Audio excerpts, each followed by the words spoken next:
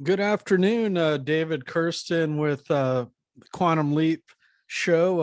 I'm actually down a host here today. He's due to his fall. He has a doctor's thing that he has to deal with. So no Corey Knott, but I do have my good friend and colleague Aaron Gobler, who's a innovative web designer and a very unique set of work that he does. And I did want to first, before I get to Aaron, just give a brief check-in and then give a quick testimonial for a book in lieu of my check-in.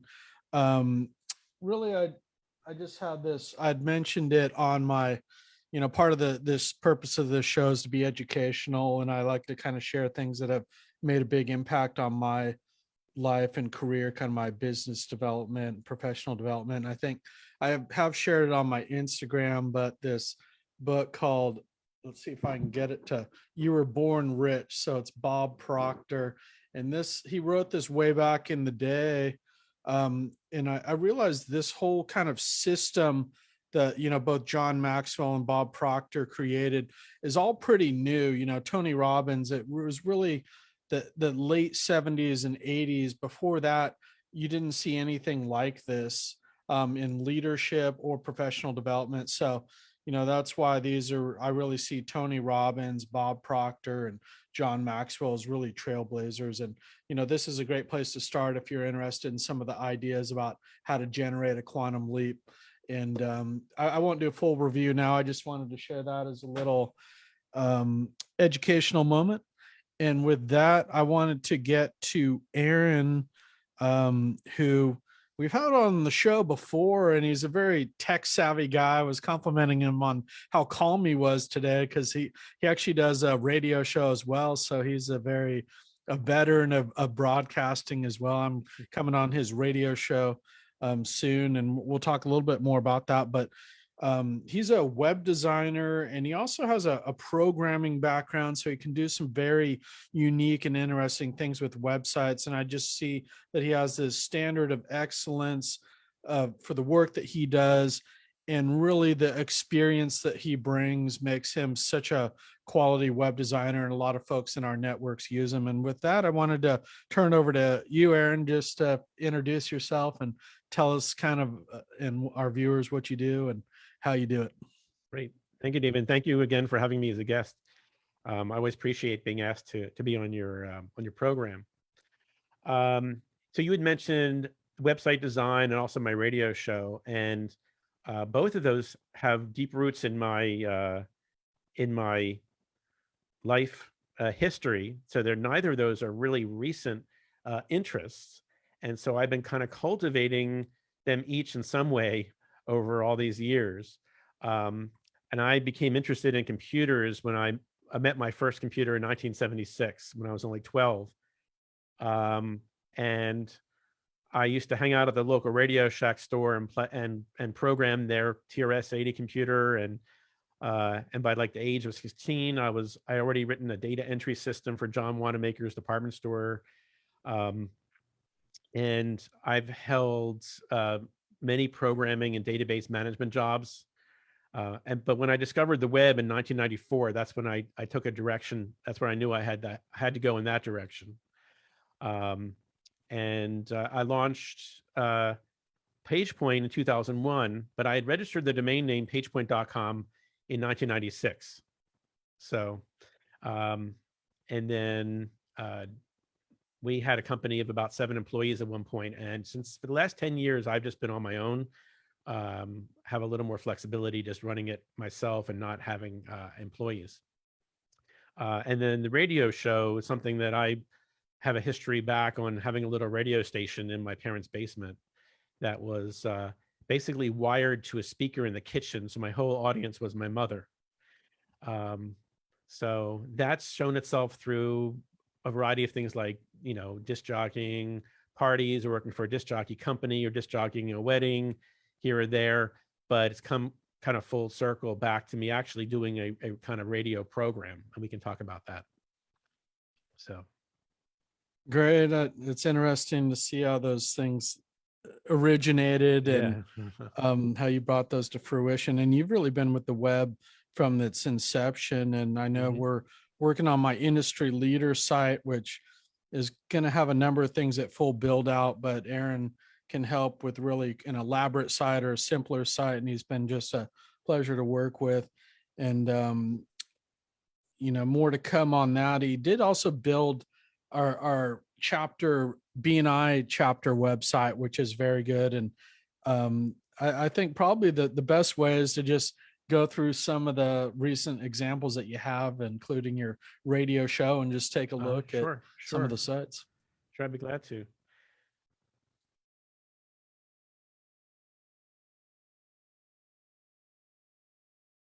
So I've selected four sites to just highlight.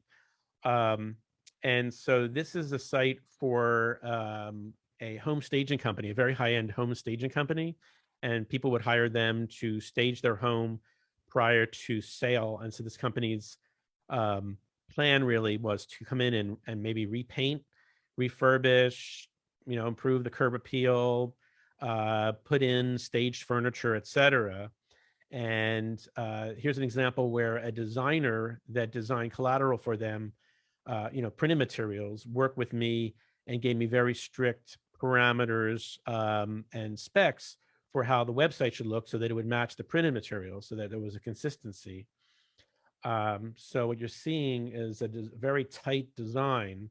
Um, and I'm just going to show you really some quickly as you would come to the site and these are the homes they would highlight, and you would go to a home and you would see photos and you could move through them this way, or you could click on the little film strip over here on the right and pick individual ones.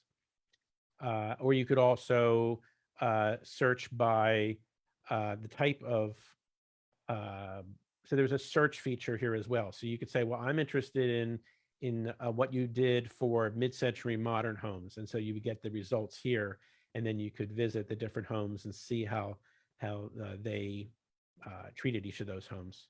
Um, and there were also a before and after feature, so you could see homes where there was a before and after set, so you could kind of see what it looked like, and then this is the I guess this is the after and this is the before. So that's pretty powerful. So you can kind of see really how they transform rooms. So just very striking photography. And again, this was a pretty large project in terms of the cost to the client, but it's a very, I think, very powerful visually. And that's really what they're about is visuals. This site is for the Black Leadership Council, and they are an organization that are trying to advance legislation through the California legislature. And so this website is a vehicle for them to get their information out, their different items in their agenda, and then also to get people to donate. And that actually goes to a separate site. So I'm just going to pop back here. But so the site is relatively simple, but it talks about the different legislative priorities. So it's a resource for people to come to learn more about this organization, and then hopefully contact them, donate to them, perhaps join their advisory board, etc. This is just one page of a website that I built.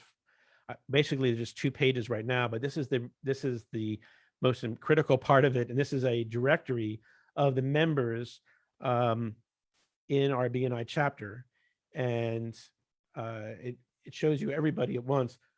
Excuse me. And you can search by, if you're coming in here literally looking for personal services, you could say, for example, search by personal services, and you see people who provide personal services, and then you can just choose a particular person. Now, she doesn't have an entry really here, so let's go and say let's search on the trades. So we're going to go to Yeah, I just love your attention to the systems of the site, just how they work. I think is something unique that you bring, that that's kind of a complex setup that not a lot of kind of maybe newer web designers would even attempt to do, but it does make a big difference in the uniqueness of the site, be it that the staging side and this site to really kind of showcase, oh, we have all our members on the front page. And then, so it makes it very functional in a quick and easy way that I don't see is always the case out there. And I'd say it's probably a minority. Yeah, thank you for noting that. I really think it's so common for people for a developer or even a client coming to a developer to want their business presented as they are, as opposed to how people should be seeing them or how they expect the visitors to see them.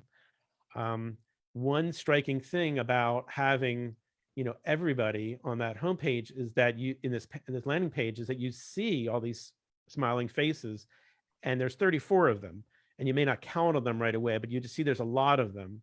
And so that in itself is a message right there, the size of the group. So it's really trying to feel like thinking about what the person who's visiting this page, who doesn't never been to this page, what is the impact right away? And it's not just a list of names or a number, but all these faces. So I think that is a very powerful thing to think of. What kind of system can I create that will give somebody some kind of striking concept right away? And so, yes, I was just going to mention, I know Corey, our co-host, also has that type of background. I see that in his work where you're system oriented. And I think it's so important for business to set up these systems about, okay, well, here's exactly what you want them to see right away, where you want them to go. So you kind of work backwards. And I know what we're doing with my industry leader site. It's also very unique in that way too. And people see, I don't want to give anything away. Somebody will probably duplicate it if I put it out too early, but, or some of the things, but it's every person's treated uniquely, and what's the best way to showcase them. So, is there the radio show? Oh, yeah, that one's next. Okay. Yeah. Okay, sure. So the radio show website, obviously the idea of the radio show came first before I did the website. And the website is very perfunctory in that I have it really just serving a purpose of providing a way to listen to the show and on a computer screen or on a phone, because on a phone, you basically get these episodes right at the top, which is really the show, the episodes. So primarily on the homepage, and then on this section called My 3 Songs, which is the latest set of episodes that I'm creating. Again, you see the players. So again, this site is really kind of just as a means to serve up the episodes. And I had, for the first 10 episodes of the show, it was an hour-long format where I chose a list of songs. And you can see here, these episodes had episode notes in the playlist and such. Whereas the My 3 Songs, the last 12 episodes of that have been in more of an interview format that goes about 30 to 50 minutes, where someone chooses 3 songs in advance, and then I get them ready, those songs. We talk about the songs, we listen to the songs and talk about them, and I try to understand why the song is meaningful or memorable to the guest. And that's worked out really well, that particular format. And so David, you'll be on the show at some point. So that's exciting. So we'll get back in touch with you about putting together your list of 3 songs.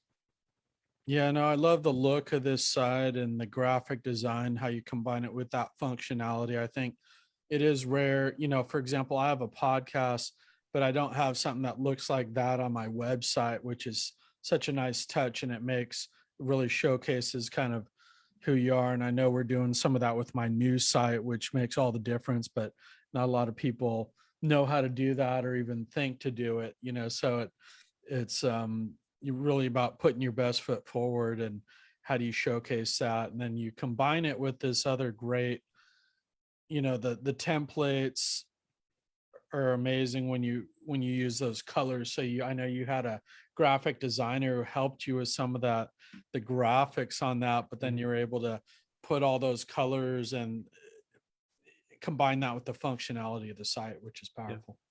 So this was a theme that was for disc jockeys. So which you can kind of see in the homepage. You can kind of see like a turntable and mixing buttons and stuff, but it had a certain dynamic feel to it. And then what I used was I reused the colors throughout what I do. And then the My Three Songs logo is actually a play on the My Three Sons television show logo. It's a similar type of font. So somebody did catch that. They did say they did notice that I was trying to riff off of that. So Yeah, no, I but yeah, love that font and how it's bumpy like a yeah, audio wave. Just those little okay. things I really love about Uh-huh, design. uh-huh.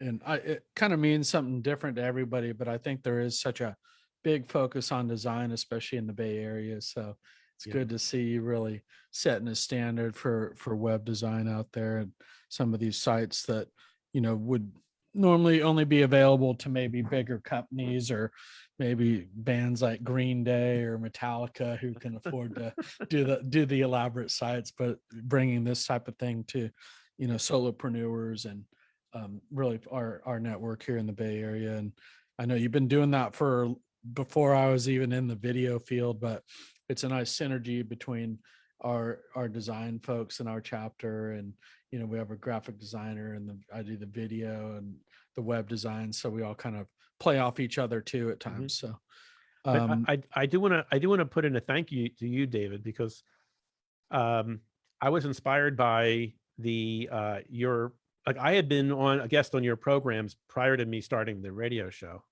and your dedication to airing shows every Tuesday and to being on that and getting guests and all that stuff kind of inspired me to try to keep on some kind of pattern of being sure I do the show and, you know, each week and have it on. And so there was definitely an inspiration from what you're doing, because I had never actually been like invited on these kinds of programs.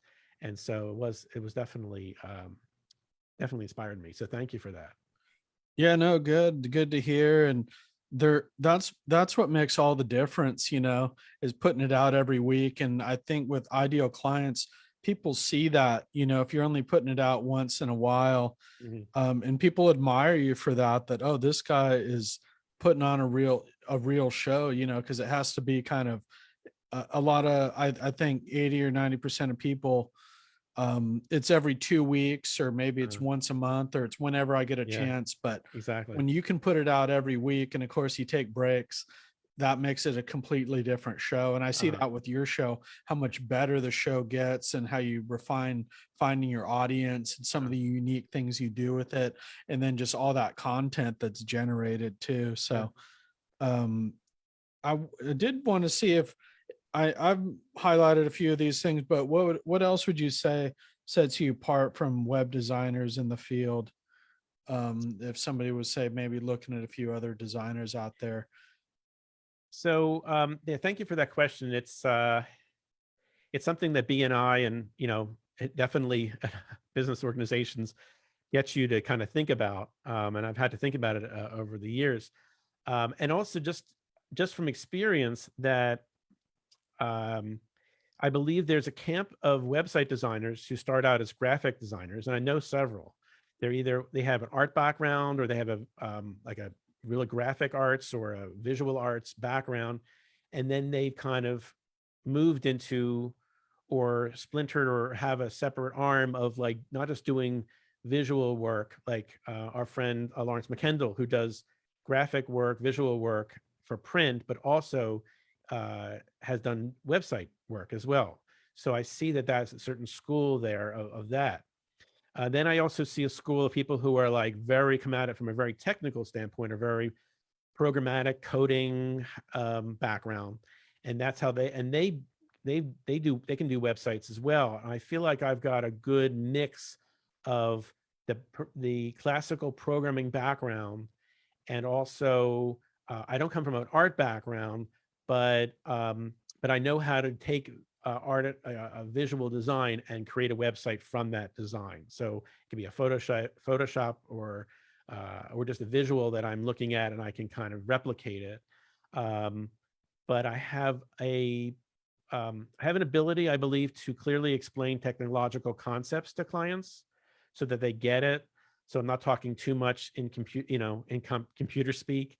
And that, I mean, I've been in professional business for 33 years, and 20 of those have been running my own business. So I feel like that sets me apart too. I didn't just start doing this recently. I've been doing this for a while, for 20 years, my own company. So I feel I have a certain gravitas there, and just yeah, I think that those are the basically I feel like what sets me apart or differentiates me.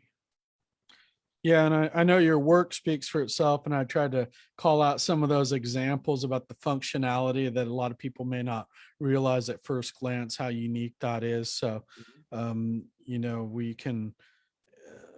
I don't know if you have if I could get the links to those websites, I might put those in the comments.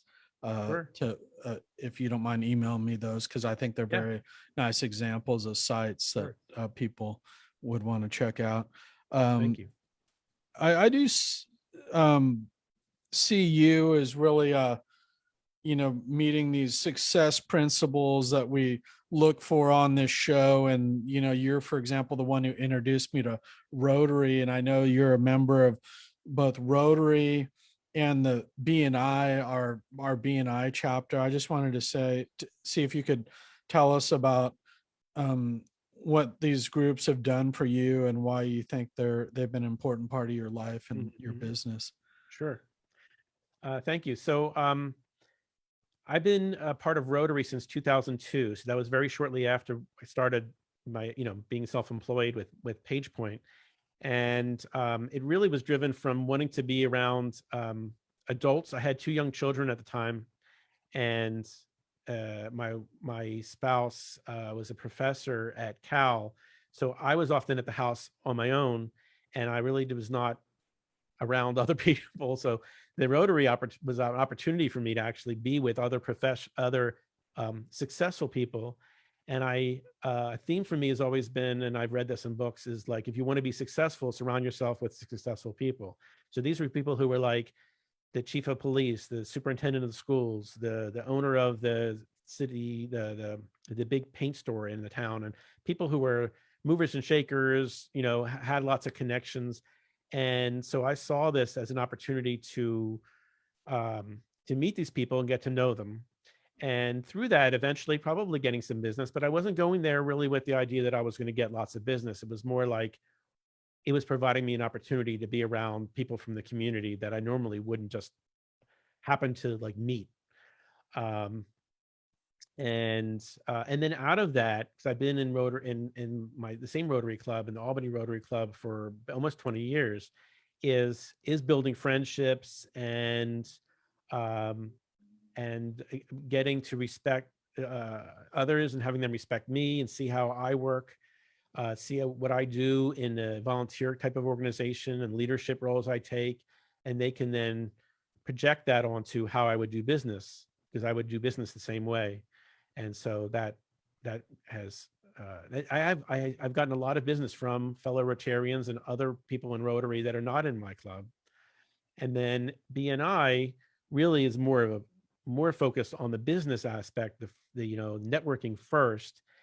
But it's so important to build the personal relationships like I built through Rotary in BNI, because that's really where you're going to get the best outcomes, is by actually meeting people, knowing them, understanding um, understanding how they operate as human beings, and then also how they operate in their business, and then being able to get them referrals for business. Yeah, and if folks who are listening want to come visit our BNI chapter, just reach out to Aaron or I. It's definitely worth checking out. Yes. BNI, you almost have to just experience it to be able to know what it is. Just come visit. It's a great organization if you're a business owner or even an executive in a bigger business. It's also a thing where you form those lasting friendships that you're talking about, and you Yeah. really meet some of those key people in the community sometimes it's through like obscure ways, they introduce you to another group, or somebody knows that person. So the people in BNI find are some of the best network folks out there. Yeah. And I did want to end with, because we are just about at time, about who your ideal client is out there in terms of who you are looking to work with out there, Yeah. in the East Bay or beyond, or, I don't Mhm. know that you're confined to the East Bay necessarily. Yeah. It's interesting you mentioned that, because I do have some clients like I've never actually met in person. And some of them, there's one or two that don't even remember how they found me, but I've been working with them for so many years. But what I've discovered over time is two really important things for me. One is the size of the organization, and the other is how many decision makers there are. So I can work with small businesses, one person, two people businesses, up to a medium-sized organization like department at Cal. I work with different departments at Cal.